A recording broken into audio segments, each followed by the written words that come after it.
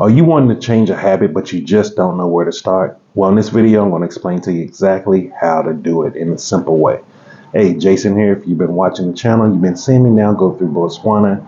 I'm still in the southern region of Africa exploring and seeing all the beautiful opportunities here and the amazing people. But most importantly, you've been seeing me talk about success, what it is, and how to get it in the 3 areas of life that I focus on, which are happiness, health, and wealth. Now, if you're new to the channel, the definition of success by Earl Nightingale is the progressive realization of a worthy idea. And changing up bad habits for new ones is a very worthy idea because that can help you get closer and closer to your goals. So today I want to talk about how do you actually change the habit. This is very crucial. And this is the thing that I really learned and this is what took me from 600 plus pounds to where I'm now down to, I believe, 220. I think that's right, if I remember what it is in kilos, and to be able to keep the weight off for more than 5 years. And it's not that I'm a success story or I'm someone special or miraculously. Everyone can actually do this. However, you need to understand the one thing that it's going to actually take to change any bad habits that you have. And that one thing is sacrifice. Yes, that is it. You're going to have to sacrifice certain routines, certain things you're doing in your life to reprogram that habit. Now, here's one, just to give you an example. My habits in the beginning, when I was well over 600 pounds, were someone who sat down, ate a lot of takeaway, and ate a lot of fried, greasy food. Anybody can say, okay, someone who's very idle, they're not moving around much, someone who's eating a lot of takeaway, and someone who's eating a lot of fast food, it can probably be very easy for that person to reach 600 plus pounds. Yes. Now, when it comes to how do you lose that weight, this is where we don't keep those simple things in place. We don't understand those 3 habits that I had to sacrifice those. I couldn't keep being idle, sitting down all day. I had to start getting up and moving my body. I had to start getting up and doing things. And guess what? It did hurt. Like, that's the thing about sacrifice. It's going to hurt a little, but it's going to feel great when you get past that hurdle and you start actually reprogramming that habit. Second habit was eating a lot of takeaway. So the one thing that I started doing was I started cooking meals again. I started relearning how to cook. Now, if you ever seen my channel, you've probably seen that one of my favorite quotes that I like to use from Alvin Toler is the illiterate of the 21st century will not be those who cannot read and write. It will be those who cannot learn, unlearn, and relearn. And this is crucial because this is what he's really talking about is the illiterate of the 21st century are going to be the ones who are not successful. It's no longer going to be about reading and writing because just about everybody, if you're watching this right here, you have some capability of reading and writing. Let's just be honest. Like, unless you're living in a true third world country or some indigenous area, and even then they can still read and write. It's just whatever their natural language is.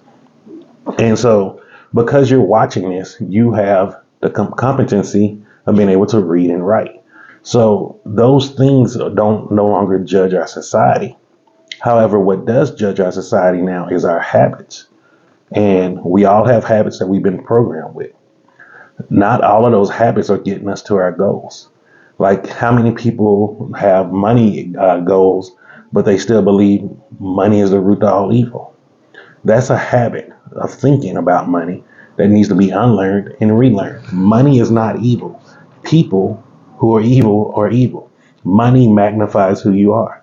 I can tell you right now with me, every time I make more money or every time I increase my earning potential, not once have I decided to go be evil. I've been more of a giver, more of a person who wants to do more towards humanity.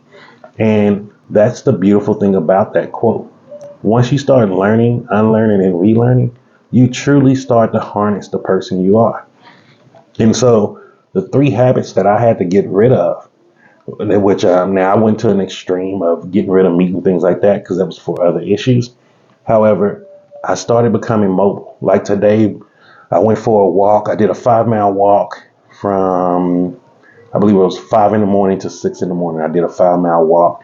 And then even for after that, I believe from 9 o'clock, I went and did another 2-mile walk. I went to go get breakfast, And I went and walked 2 miles to breakfast and walked back.